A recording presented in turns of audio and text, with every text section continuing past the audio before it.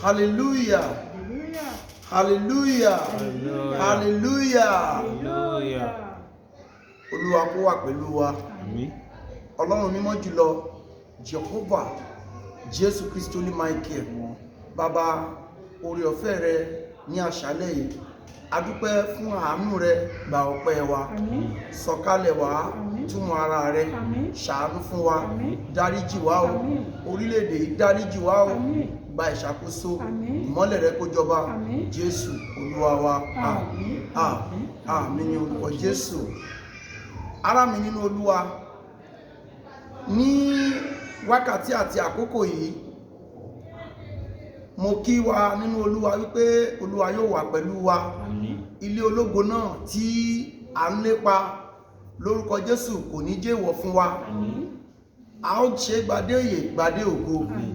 Ohun tí mo mú wá ní àkókò yìí, òun ni àwọn ewu ìgbà ìkẹyìn. Àwọn ewu ìgbà ìkẹyìn. Kí ni bàbá wa Jésù sọ nípa ewu ìgbà ìkẹyìn? Àti pé kí ni yóò ṣe àmì wíwá ọmọ ènìyàn èyí tí à ń pè ní Jésù Kristi? Àmì yìí ṣe pàtàkì láti mọ̀. Àwọn kan ń wò wípé àkókò ti tó, àwọn kan ní àkókò kò tíì tó. Ṣùgbọ́n ohun tí mo mú wá ní àṣálẹ́ yìí ni pé a ti wà nínú ewu ìgbà ìkẹyìn. A ti wà ní àkókò ìkẹyìn. Nígbàtí àwọn ọmọ ẹ̀yìn tí wọ́n bá Jésù Olúwa sọ̀rọ̀, tí wọ́n ń béèrè ọ̀rọ̀ lọ́wọ́ Jésù, ó jẹ́ kó di mímọ̀ fún wọn. Bó tilẹ̀ pé ó sọ wípé wọn ò lè mọ àkókò, ṣùgbọ́n àwọn àmì yóò farahàn tí ó ṣàlàyé àkókò bóyá ó ti tó. Màá dẹ̀ fẹ́ kó yé wa wípé àkókò náà ti súnmọ́ etílé, torí a ti lo ẹgbẹ̀rún ọdún mẹ́fà sẹ́yìn. A ti lo ẹgbẹ̀rún ọdún mẹ́fà sẹ́yìn. Ẹgbẹ̀rún ọdún keje là ń lò lọ yìí, tí mo pè ní ọjọ́ keje Olúwa wa. Olúwa dẹ̀ ń ṣiṣẹ́ lórí ohun méje, torí pé ohun gbogbo tó jẹ́ méje ló wà perfect. Seventh number is for perfect things. Nítorí pé méje ni, ọjọ́ mẹ́fà ló dá ayé àtọ̀run. Ó sì sinmi ní ọjọ́ keje. Ṣùgbọ́n ohun tó kàn ṣẹlẹ̀ ni pé a ní láti ṣírò rẹ̀ gẹ́gẹ́ bí ìwé Sáàmù tí Dávidi ń sọ nípa rẹ̀. Mi ò tí ní kàkà, ṣùgbọ́n ó ní òun dàbí ọgbọ́n bẹ́ẹ̀, ó fi ọgbọ́n Ọlọ́run sọ̀rọ̀ pé bẹ́ẹ̀ ni kí ìwọ kí ó kọ́ wa láti máa ka iye ọjọ́ wa kí àwa kó lè máa fi ọkàn wa sípa ọgbọ́n. Ṣùgbọ́n ọ̀pọ̀ wọn ò ronú eléyìí jinlẹ̀. Ọ̀rọ̀ birthday gangan ni wọ́n gbé sí igbá ìyá wọn. Bó jẹ́ pé a lè ṣe ká má ṣírò ọjọ́ wa, ṣùgbọ́n ǹjẹ́ ọ̀pọ̀ tó ń ṣírò ọjọ́ wọn lónìí, ǹjẹ́ wọ́n fọkàn wọn sípa ọgbọ́n? Bẹ́ẹ̀ náà ni ìwé yìí tún ṣàlàyé fún wa gẹ́gẹ́ bí àkókò ìkẹyìn. Mo dẹ̀ fẹ́ ká wo àkókò ìkẹyìn bí àkókò tó jẹ́ wípé a ti wà nínú àwọn ewu ìgbà ìkẹyìn. Kí n tó lọ tàn mọ́lẹ̀ sí pé a ti wà ní ọjọ́ keje Olúwa, àwọn analysis tí mo ti ṣírò rẹ̀ tí mo dẹ̀ fẹ́ fi bá wa sọ̀rọ̀, èyí wà ní ọwọ́ mi tí mo dẹ̀ máa débẹ̀ nínú ọ̀rọ̀ Ọlọ́run tí a fẹ́ ta mú wá yìí. Torí náà kí a lè mọ̀ wípé a ti wà nínú ewu ìgbà ìkẹyìn.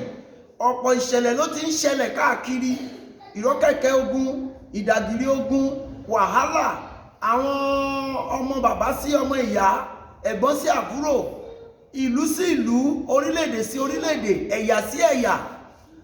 Gbogbo àwọn nǹkan wọ̀nyí là ń rí sìn.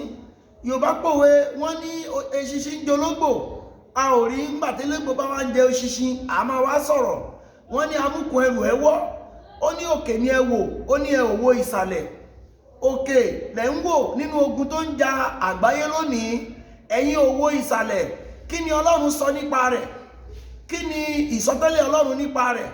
Kí ni ìmọ̀ sí Ọlọ́run nípa rẹ̀? Eléyìí ló yẹ kó di mímọ̀ fún wa pé gbogbo ohun tẹ́ẹ̀rí tó ń ṣẹlẹ̀ káàkiri yìí kò déédéé ṣẹlẹ̀, kì í ṣe wípé ó déédéé ṣẹlẹ̀. Kò sí nǹkan kan.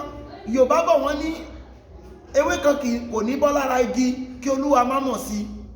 Inú ìwé Àìsáyà níbìkan, Àìsáyà 45 verse 7, ó ní kíyèsí, ó ní mo dá òkùnkùn, mo dá ìmọ́lẹ̀, mo ṣe àlàáfíà, mo sì tún ṣe ibi, èmi Olúwa ló ṣe é.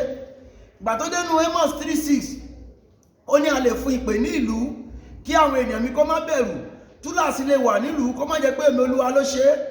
Nígbà tó dénú Àìsáyà 54 verse 16, ó ní mo dá alágbẹ̀dẹ tó ń fi iṣẹ́ àgbẹ̀dẹ rẹ̀ rọ ohun tó wù ú. Ó lè fi rọ irin, ìbọn, ó lè fi rọ pọ́pẹ́, ó lè fi rọ àdá.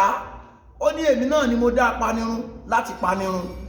Ìyẹn ni pé Ọlọ́run ohun gbogbo tó ń ṣẹlẹ̀ lórílẹ̀-èdè àgbáyé kò ṣẹ̀yìn rẹ̀. Ẹ jẹ́ ká tiẹ̀ wo ọ̀rọ̀ Ọlọ́run nígbà tí bàbá wa Jésù ń bá wa sọ̀rọ̀ lẹ́yìn tí àwọn ọmọ yìí ti béèrè ọ̀rọ̀ lọ́wọ́ ẹ̀ nípa àmì kẹyìn ayé. Kí ni yóò ṣe àwọn àmì? Torí pé gbogbo àwa òyàn àtìlẹ̀ ronú nípa pé ṣé àmì, ṣé àkókò ti tó. Ẹ jẹ́ ká wo ìwé Matthew orí 24 ẹsẹ̀ ìkẹta, ohun tí ọ̀rọ̀ Ọlọ́run sọ fún wa níbẹ̀. Matthew 24 verse 3, ẹ jẹ́ ká wo ohun tí Ọlọ́run sọ níbẹ̀. 24 verse 3. Bí ó sì ti jókòó lórí òkè Ólífì. Bí ó ti jókòó lórí òkè Ólífì. Àwọn ọmọ ẹ̀yìn rẹ̀ tọ̀ wá ní kọ̀kọ̀. Yes. Wípé sọ fún wa. Nígbà wo ni nǹkan wọ̀nyí yóò ṣẹ? Nígbà wo ni nǹkan wọ̀nyí yóò ṣẹ? Kí ni ṣe àmì wíwá rẹ̀? Kí ni yóò sì ṣe àmì wíwá rẹ̀ àti ti òpin ayé? Yes. Jésù sì dáhùn. Ó dáhùn. Ó sì wí fún wọn pé. Ó wí fún wọn pé. Ẹ kíyèsára. Ẹ kíyèsára. Kí ẹnikẹ́ni kí ó má ṣe tàn yín jẹ. Kí ẹnikẹ́ni kó má ṣe tàn yín jẹ. Nítorí ọ̀pọ̀lọpọ̀ yóò wá ní orúkọ mi. Ọ̀pọ̀ ni yóò wá ní orúkọ mi. Wípé èmi ni Kristi. Èmi ni Kristi. Wọ́n sì tàn ọ̀pọ̀lọpọ̀ jẹ. Wọ́n tàn ọ̀pọ̀lọpọ̀ jẹ. Wọ́n sì gbòòrò ogun àti ìdágìrì ogun. Ìró ogun àti ìdágìrì ogun. Ọ̀rọ̀ pé wọ́n tàn àwọn ènìyàn jẹ, èyí tí ń ṣẹlẹ̀. Àìmọye ìtànjẹ. Mo sọ wípé nínú fídíò kan tí mo sì máa ṣe, mo fẹ́ ṣe ìpèsè iṣẹ́ ìránṣẹ́ méje. Màá differentiate ìpèsè iṣẹ́ ìránṣẹ́ méje. Màá ṣàlàyé ìwà wọn, kárátà wọn, ìṣesí wọn. Torí sọ wípé nípa èso wọn la ó fi mọ̀ wọ́n. So oríṣiríṣi ìtànjẹ yóò wà, ìrọ́kẹ̀kẹ̀ ogun yóò wà, ìdààmú ìfòrò àyà yóò wà, àìnífọ̀kànbalẹ̀ yóò wà. Wọ́n ti pààyàn 5 bí kan o, ogún èèyàn ti sùn bí kan o, plane jábọ́ o. Oríṣiríṣi láti rí ní àwọn àmì kẹyìn, èyí tí Jésù sọ wípé yóò máa farahàn nígbà tí àkókò bá tó. Yes. Nítorí pé gbogbo nǹkan wọ̀nyí kí o ṣe aláìṣẹ. Gbogbo àwọn nǹkan wọ̀nyí kò ní ṣe aláìmáṣẹ. Ṣùgbọ́n òpin kì í ṣe èyí. Ṣùgbọ́n ní àkókò tí mo ń sọ̀rọ̀ yìí o, tí Jésù sọ̀rọ̀ nígbà náà, ó ní òpin ò tí ì dé o. nítorí pé yes orílẹ̀-èdè yóò dìde sí orílẹ̀-èdè ǹjẹ́ ti gbọ́ orílẹ̀-èdè yóò dìde sí orílẹ̀-èdè àti ilẹ̀ ọba sí ilẹ̀ ọba ilẹ̀ ọba sí ilẹ̀ ọba ìyàn àti àjàkálẹ̀ àrùn ìyàn àti àjàkálẹ̀ àti àrùn ìṣẹ̀lẹ̀ yóò sì wà ní ibi púpọ̀. ìṣẹ̀lẹ̀ yóò wà ní ibi púpọ̀ Gbogbo nǹkan wọ̀nyí ní ìpilẹ̀ṣẹ̀ ìpọ́njú. gbogbo nǹkan wọ̀nyí ní ìpilẹ̀ṣẹ̀ ìpọ́njú Nígbà náà ni wọ́n fi yín fún yín láti jẹ ní ìyà. ní àkókò tí ó bá ṣẹlẹ̀ wọ́n á fi ẹ̀yin tẹ́ ń sìn mí tẹ́ ń sìn Jésù wọ́n ó fi yín fún àwọn ènìyàn láti jẹ níyà Wọ́n ó sì pa yín. ọ̀pọ̀lọpọ̀ ni wọ́n ó dẹ̀ pa A ó sì kórìíra yín lọ́dọ̀ gbogbo orílẹ̀-èdè nítorí orúkọ mi. tí ẹ bá wò ó nísìnyí ohun tá à ń rí ní ọ̀rọ̀ àgbáyé ni pé ohun gbogbo ó ti ń yí padà àwọn kan ń wàásù lọ́wọ́ tó ń torúkọ Ọlọ́run tó ń torúkọ Jésù wọ́n dẹ̀ bẹ́ orí wọn wọ́n dẹ̀ pa wọ́n wọ́n á sun mosque wọ́n á sun mọ́ṣáláṣí oríṣiríṣi ló ṣẹlẹ̀ tó dábàá wọn pé kìrìsìtẹ́nì kan náà ń parọ́ là ń pa torí ẹ̀yà sí ẹ̀yà lèyí tó ń ṣẹlẹ̀ lọ́wọ́lọ́wọ́ yìí ẹ̀yà sí ẹ̀yà ni tábàá wọn pé muslimization kò ń ṣe muslimization ohun tá a lè pè kọ́ nìyẹn tó ń torí náà ọ̀tọ̀ ní nǹkan tí ó ń ṣẹlẹ̀ ẹ̀yà sí ẹ̀yà ni àwọn ni wọ́n ń gbógun tira wọn báyìí orílẹ̀-èdè sí orílẹ̀-èdè ilẹ̀ ọba sí ilẹ̀ ọba ìyẹ́sẹ̀ tẹ̀síwájú. Nígbà náà ni ọ̀pọ̀lọpọ̀ yóò kọsẹ̀. wọ́n á pa àwọn àyànfẹ́. Wọ́n sì máa ṣòfò fún ara wọn.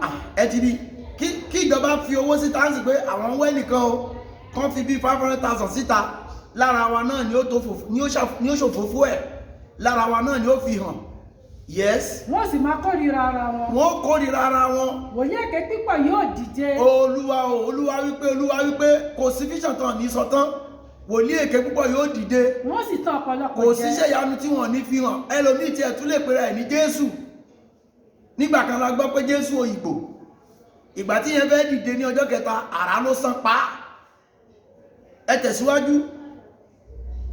Àti nítorí ẹ̀ṣẹ̀ yóò di púpọ̀. ẹ̀ṣẹ̀ yóò di púpọ̀. Ìfẹ́ ọ̀pọ̀lọpọ̀ yóò sì di tútù. yóò sì di tútù. Ṣùgbọ́n ẹni tó bá forí tì í ẹni tó bá forí tì òpin òun ni a ó gbà. ìfẹ́ àwọn èèyàn yóò di tútù yóò sú àwọn èèyàn kò ní yí àwọn èèyàn ìdí tó fi máa di tútù ni pé ẹlòmíì á rò pé ṣọ́lọ́run ṣì wà lórí ìtẹ̀ṣá tẹ́lómi bá rí kan bẹ́ orí lọ rẹpẹtẹ tẹ́jẹ́ sún lọ rẹpẹtẹ wọ́n máa wò pé ṣọ́lọ́run ṣì wà lórí ìtẹ̀ṣá ṣùgbọ́n ohun tí màá ṣàlàyé yóò yé wa dáadáa kì í ṣe pọ́lọ́run ò sí lórí ìtẹ́ ọ̀rọ̀ rẹ̀ kò lè ṣe kó má wá sí ìmúṣẹ ẹ jẹ́ ká wo ìwé Psalm 90 verse 4 ẹ jẹ́ ká wo Psalm 90 verse 4 yes Psalm 90 verse 4. nítorí pé ìgbà tí ẹgbẹ̀rún ọdún bá kọjá ní ojú rẹ̀. tí ẹgbẹ̀rún ọdún bá kọjá lójú Olúwa. bí àná lórí. àti bí ìgbà ìṣọ́ òru kan. àti bí ìgbà ìṣọ́ kan ní òru. yes. ìwọ kò wọ́n lọ bí ẹni pé wọ́n kó wọn lọ bí ìṣàn omi. ẹ ṣe. wọ́n dàbí. ẹ ṣe àti bí ìgbà ìṣọ́ kan ní òru. tí ẹgbẹ̀rún ọdún bá kọjá lójú Olúwa bí àná lórí. ìyẹn ni pé mo fẹ́ ṣe analysis kan nìyẹn. 1000 ó jẹ́ ọjọ́ kan bí ẹgbẹ̀rún ọdún bá kọjá lójú rẹ̀ bí àná lórí àti bí ìgbà ìṣọ́ kan ní òru yẹn ni pé 1000 years ó jẹ́ ọjọ́ kan. Now tí a bá wá wò nínú ìwé 2 Peter chapter 3 verse 9 ẹ jẹ́ ká wo ohun tí Ọlọ́run sọ fún wa ń bẹ̀. 2 Peter chapter 3 verse ẹ bẹ̀rẹ̀ láti 8 ẹ bẹ̀rẹ̀ láti 8 yes 2 Peter 8 2 Peter 3 verse 8. ṣùgbọ́n àwọn orílẹ̀-èdè àwọn ọ̀run àti ayé. 2 Peter 3 verse 8. yes. ṣùgbọ́n olùfẹ́. yes. ẹ má ṣe gbàgbé ohun kan yìí. ẹ má gbàgbé nǹkan wọ̀nyí. pé ọjọ́ kan lọ́dọ̀ Olúwa. pé ọjọ́ kan lọ́dọ̀ Olúwa. bí ẹgbẹ̀rún ọdún lórí. bí ẹgbẹ̀rún ọdún lórí. àti ẹgbẹ̀rún ọdún. àti ẹgbẹ̀rún ọdún bí ọjọ́ kan. ọjọ́ kan lọ́dọ̀ Olúwa bí ẹgbẹ̀rún ọdún lórí àti ẹgbẹ̀rún ọdún bí ọjọ́ kan.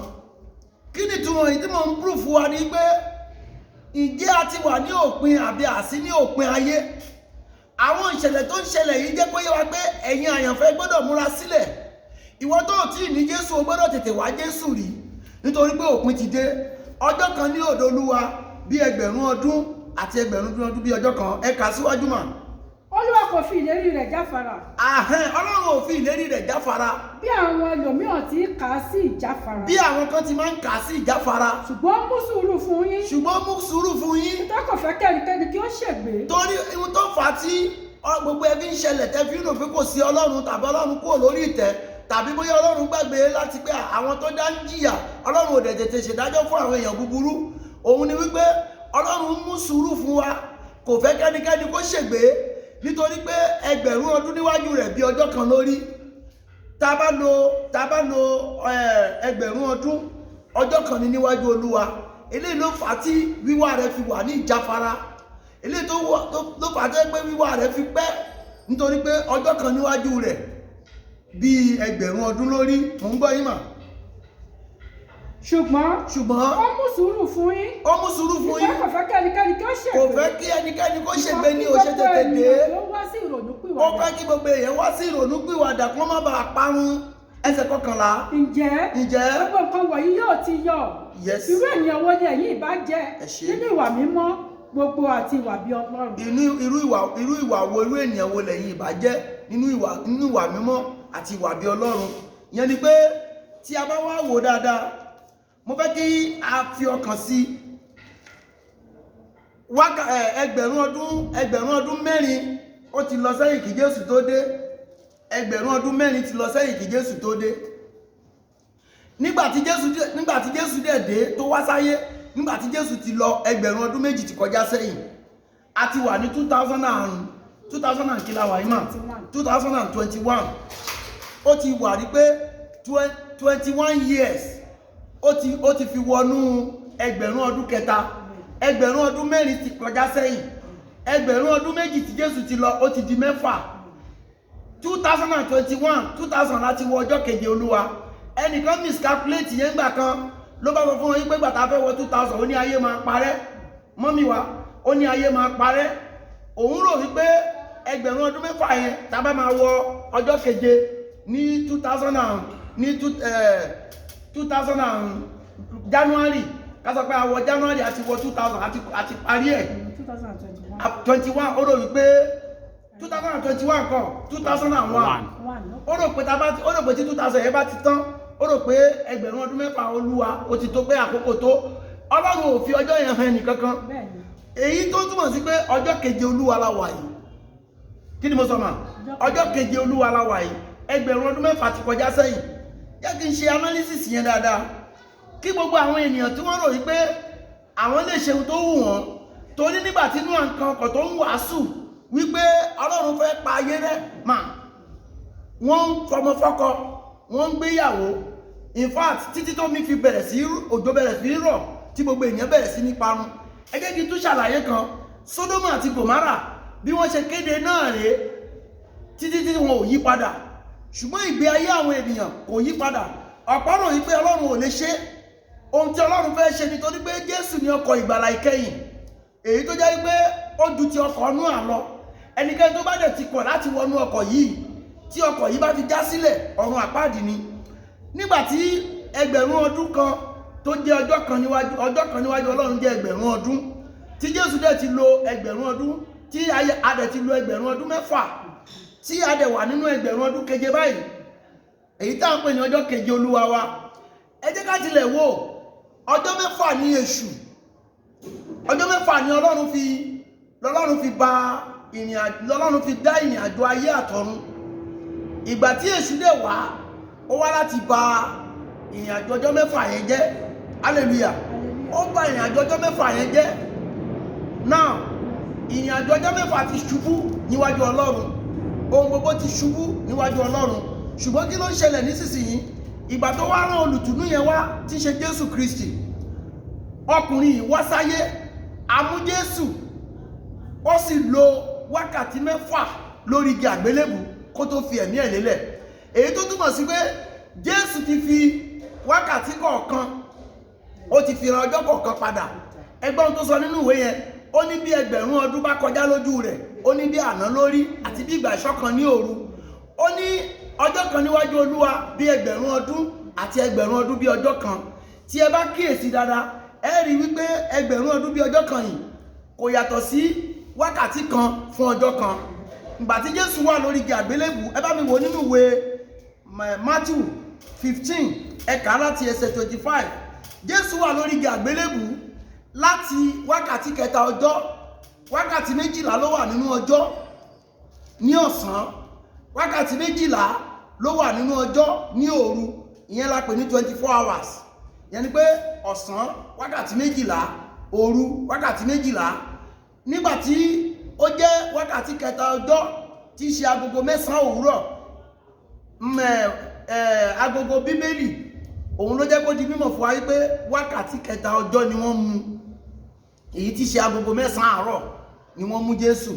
Ìgbà tó mú Jésù ní agogo 9 àárọ̀ tí ṣe wákàtí kẹta ọjọ́, wákàtí 12 tí ṣe wákàtí 6 ọjọ́ ago 12 títí di ago 3 ọ̀sán tí ṣe wákàtí 9 ọjọ́. Kí ni túmọ̀ wákàtí kẹta ọjọ́? Wákàtí kẹta láti ìgbà tí ilẹ̀ ti mọ́, agogo 6 sí agogo 9 àárọ̀ ó jẹ́ wákàtí 3, agogo 9 àárọ̀ sí agogo 12 ó jẹ́ wákàtí 3, ó di 6, agogo 12 sí agogo 3 ọ̀sán ó jẹ́ wákàtí 9. Jésù dẹ̀ lò wákàtí 6 yẹn lórí igi àgbélébù, eléyìí tó fi jẹ́ pé ọjọ́ 6 tó ṣubú níwájú Ọlọ́run tí èṣù bàjẹ́, ó wá láti fi ra ọjọ́ yẹn padà. So ọjọ́ keje tó yẹ kí ìṣẹ̀lẹ̀ ṣẹlẹ̀, kí ìsinmi dé, òun ni Jésù jọ̀wọ́ ẹ̀mí ẹ̀. Tí ẹ bá dẹ̀ wò ọjọ́ ìsinmi ni ọjọ́ àjíǹde tí ṣe ọjọ́ keje Olúwa wa. Òun la yí pé tá bá ti bẹ̀rẹ̀ iṣẹ́ láti Monday sí Saturday ó jẹ́ ọjọ́ 6, Sunday jẹ́ ọjọ́ keje. Wọ́n wá pè ọjọ́ keje ní ọjọ́ àjíǹde tí ṣe ọjọ́ Olúwa. Yẹn ni pé ó ní ọjọ́ 6 la gbọ́dọ̀ fi ṣiṣẹ́, a sì gbọ́dọ̀ fi ọjọ́ keje sinmi. Ọlọ́run a máa sọ̀rọ̀ nípa ọjọ́ keje. Ọjọ́ tó pé, ohun tó pé ló ń jẹ́ 7. 7 is for perfect things. Ẹ jẹ́ ká wá kà nínú ìwé Matthew orí 15 yẹn láti ẹsẹ̀ 25. Ká wo ohun tí mò ń sọ nípa rẹ̀, ká lè mọ̀ pé a ti wà ní ìgbà ìkẹyìn, ìgbà ewu ìkẹyìn láwa yìí. Kò sẹ́ni tó lè sọ pé ìgbà báyìí ni Jésù máa dé, ṣùgbọ́n a ti wà ní ọjọ́ keje Olúwa wa. Matthew 14:25. Matthew 15:25. Mark ni o, Mark 15. Mark 15 verse 25. Yes.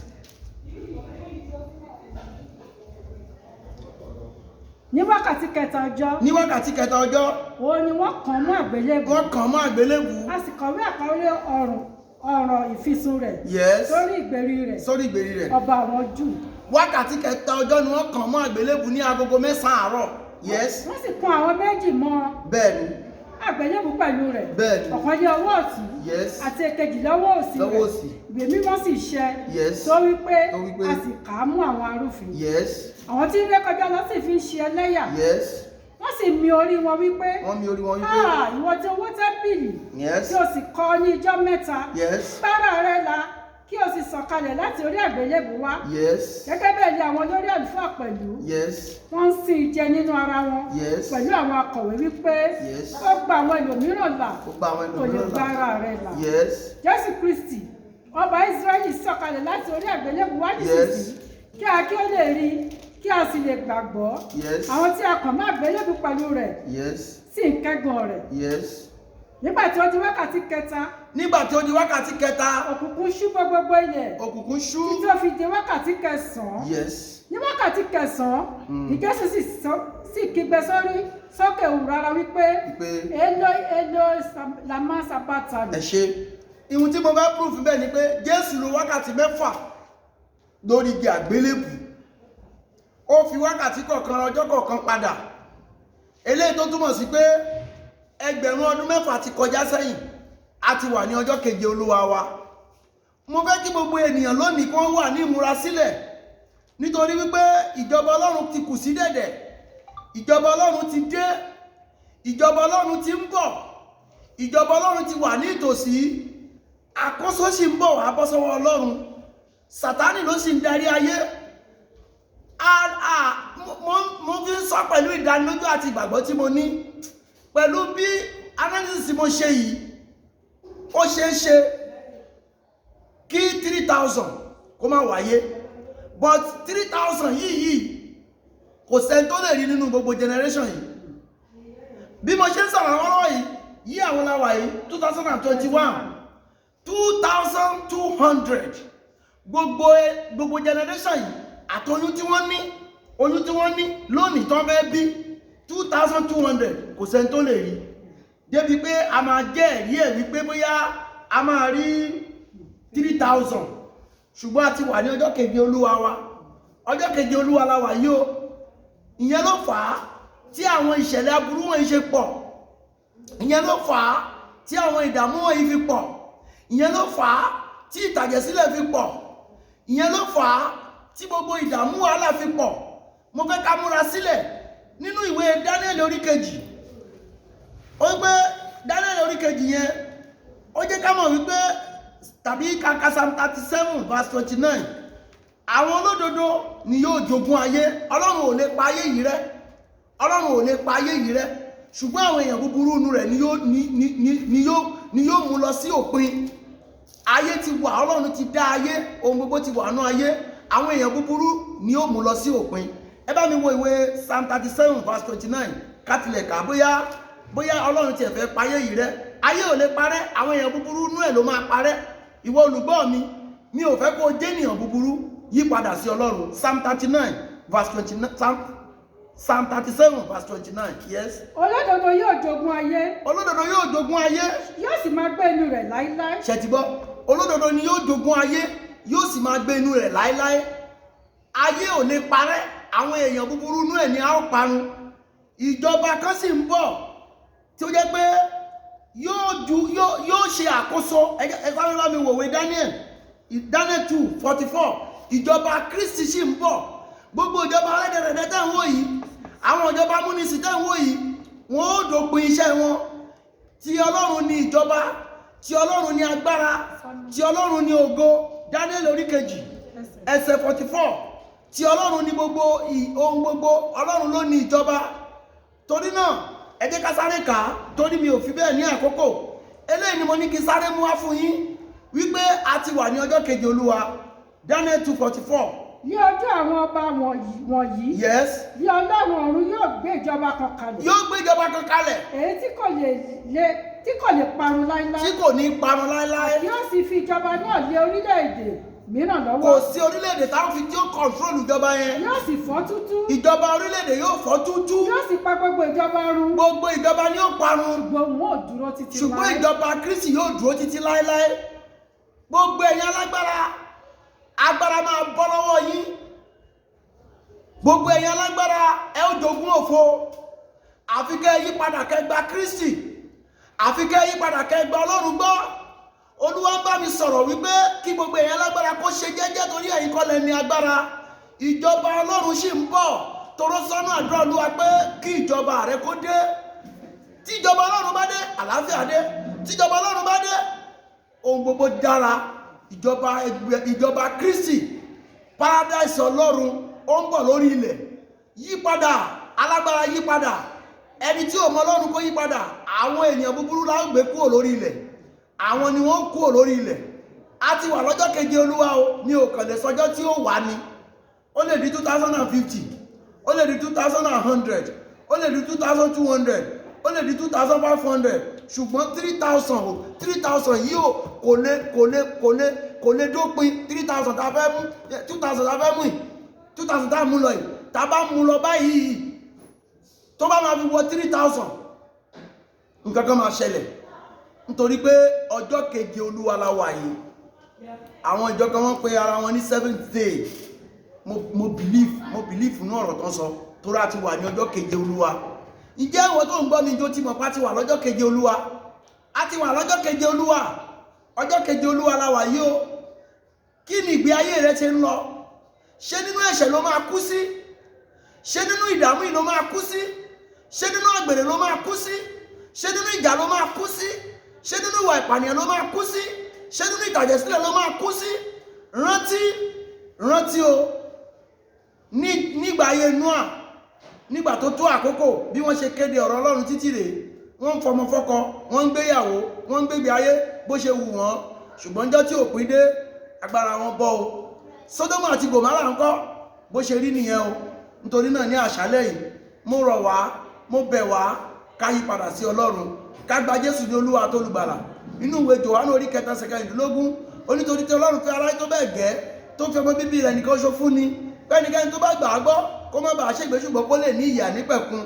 Nítorí náà nǹkan olùgbọ́ mi ní àṣálẹ́ yìí, gba Jésù ní Olúwa àti Olùgbàlà.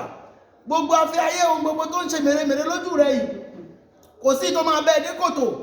Ìyà ẹlẹ́ta ìlérò ó wà nínú sàárè, gẹ́gẹ́ bí àwọn Quran tí àwọn dádì wa nígbà tí mo jẹ́ ọmọ mùsùlùmí, tí bàbá mi jẹ́ mùsùlùmí, tí wọ́n máa ń sọ fún wa ní mosque, wọ́n á ní ìyà ẹlẹ́ta ìlérò ó wà nínú sàárè. Ẹ̀yin àfà, ẹ máa bá wa ṣàlàyé nǹkan tí ojú àwọn ènìyàn yóò rí ní ipò òkú.